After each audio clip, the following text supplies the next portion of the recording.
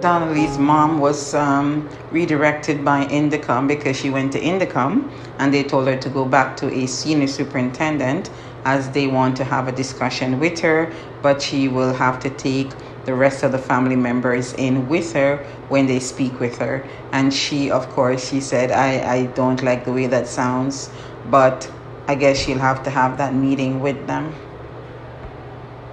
The investigation, it seems like it's been a week and precious time may have been lost. You know, you gather evidence within a certain time frame. Ideally, it's within 24 hours, 48 hours the most. And I was watching a documentary on Netflix, and it surrounds the case, a very famous case that happened in the U.S., where the husband, wanted to get rid of the wife and kids. Well, got rid of the wife and kids because he met someone else and he wanted to start over a brand new life. And he, decided he's going to take out his wife and 2 kids. He was found guilty of it. You know how the police acted in that case as opposed to how the police acts in this case or have been acting in this case. It's just like night and day. They were so swift. They brought in the dogs. They brought in luminol because that will show you if there's any blood anywhere in the apartment. You know, they asked him to take a polygraph and he agreed to it. And then they all the evidence, started pointing towards him, because whenever a spouse, a wife, girlfriend goes missing, she's not answering her phone. She's not answering text. She's not contacting her family. She's not going on social media to make any post. This is odd behavior. It's out of the norm. Where could she be, right? So the police, they are aware of how things go, right? The behavior of human beings and how it works, right?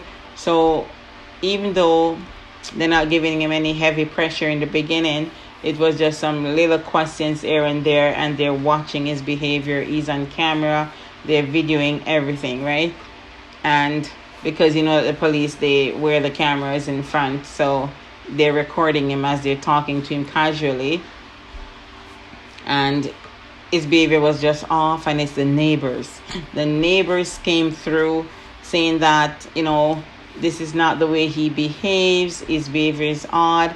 And the neighbor caught some of his activity on CCTV, where he backed up the truck into the garage to remove the body, right, and to put the kids in. And they said he never, ever does that. And they've been living there for maybe a few years. He always just drive right out of the garage. And this particular morning, he was turning the car around and backing it up into the garage. So any type of behavior that is not the norm is a red flag, right? So they did not waste any time. And he couldn't give account for her. He saw her last. And he has no idea, like she just disappeared. Nobody just disappears like that. Nobody just disappears into thin air, right? And he doesn't know she didn't turn up for her doctor's appointment. And because of the friend, her intuitiveness, she kept pushing. She did not relent, right? Everybody should have a friend like this, because she started to call her about 9 o'clock. She dropped her at the home, 2 a.m. They flew in from another state back to their hometown because they were out on business. And she never let up, because she said it's not like her not to answer texts, and calling her 3, 4, 5, 6 times, no answer. She's driving back past the house, no activity at all, like they're at home. So that, and the doctor's office saying that no, she did not turn up that morning, right? So the police went into the home. They asked her mom for permission to enter the home, and then of course the husband came home shortly after, and you know, all this behavior was being recorded, right? And of course the neighbor, they give account for a few things because they kept saying this is not him, this is not him, something is off with him, he looks very nervous, right? And all of that helped the case to be solved, right? Because the friend never stopped pushing, and she was the one who called the cops and say, hey, something is not right here. I'm trying to contact my friend, she's not responding, and she wasn't feeling well, she's pregnant, and we're not seeing any activity outside of the home, so where is she? And we found out that, he eventually confessed to a lot of evidence, right, in the vehicles. Because there's no way someone is going to do all of that and not make mistakes, right? The thing is, he did not get to come back to the home to clean up. The bed was unmade. There was no sheets on the bed. That's a red flag for the officer. The officer was looking at the bed. Why is the bed not made? Even if the bed is not made, why are there no sheets on the bed? The kids' room, no blankets in the kids' room either, right? The blankets were removed, and things were being washed in the washer, not removed yet to the dryer, right? So a lot of things that he didn't get a chance to run back to the house and do his cleaning up. I'm sure he was planning to do that, but the friend kept calling, right? So he did not get a chance. Her handbag was left on the counter in the kitchen with medication, her pills, and her cell phone. No lady is going to go to an appointment or go somewhere without their handbag with their cell phone and their medication that she's currently on. So he was shocked when he saw the handbag left on the counter because, as I mentioned before, you're going to make mistakes. Nobody, the adrenaline, the rush, and all of that, you're going to slip up. He was vacuuming that morning as well, and he missed some spots. So all of that, the police was keen to find these little things and know that something went awry in the home, right? Neighbors are hearing glass crashing and disturbance, like someone is fighting next door. All of that is odd, right? Upheaval went on in that apartment. It's odd for someone to just disappear and not contact family, not come on social media, you're not responding to your texts, nothing like that, right? So, that's why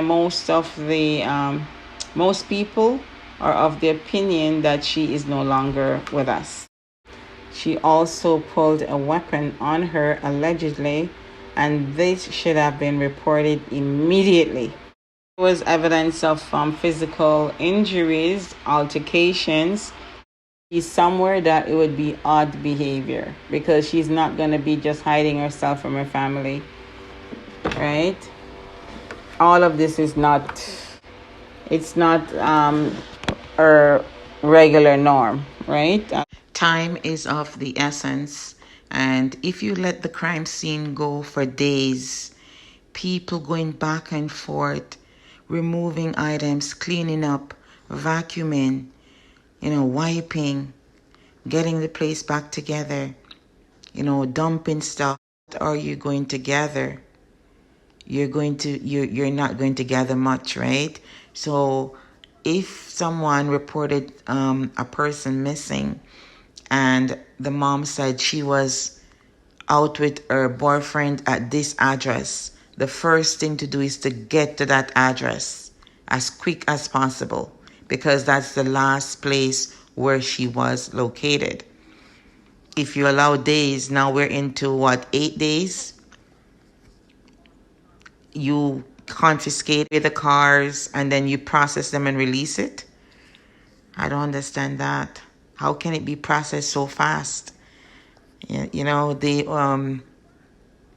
When you're watching these detectives, they take the vehicles and they have them for weeks, right? They have them for weeks. And one of the vehicles, have gone missing. All of that. Why is that vehicle gone missing? The pieces of the puzzles are not adding up. It's not adding up here. And as I mentioned before, the way the detectives jumped on that within hours, that guy did not have the chance to come back into the home to do his final cleaning up. Her handbag was on the top of the kitchen counter. And you're telling the police that she's gone to a friend's house. She may have gone to a friend's house. Which friend? I don't know. Right? Call all friends. No, I haven't seen her. And it's not like her to just drop by like that. Right? Based on that, they started to gather information right away. They were on it. Like they didn't allow any time to elapse. Right? They got his workplace on the phone. They interviewed his boss. They asked him, was there anything out of the ordinary with him that day, that morning that he came to work? Where was he? And they told him he was out in the field, like near to the oil tanks. Like you see this big field with oil tanks. And the police swooped in on it. They got pictures. I don't know how the police got aerial pictures that morning of the location where he was. Because he was asking the police, how old are these pictures that you're showing me? Because the police are saying, where is she? And give him the picture in front of his face. Where did you put her? And he asked, how old are these pictures? And the police said they were taken this morning. Obviously, the police may have used drones to go to his workplace and start taking pictures of the whole area that day. I believe it was that day or the next day. It's just the difference, the quickness of when someone goes missing, the resources, you're not expecting the same resources with Jamaica, but at least you can get detectives in there and try to start gathering evidence as quick as possible, right? And speak to all the neighbors. Well, we're just hoping and praying. We're hoping for the best, but preparing for the worst as well. And we just want to send our sincere condolences to Miss Lug, the mother of Donna Lee. I'm hoping that her family is around her and making sure that she's taking her medication and she's getting some rest. Check with the family doctor, how she's able to get some maybe vitamins to facilitate some rest, right? I just found out about D3 as well because she is very fragile at the moment. So we're really hoping and praying. Thank you for joining me on this video. Please remember to like, share, and subscribe. Take care of yourself and others.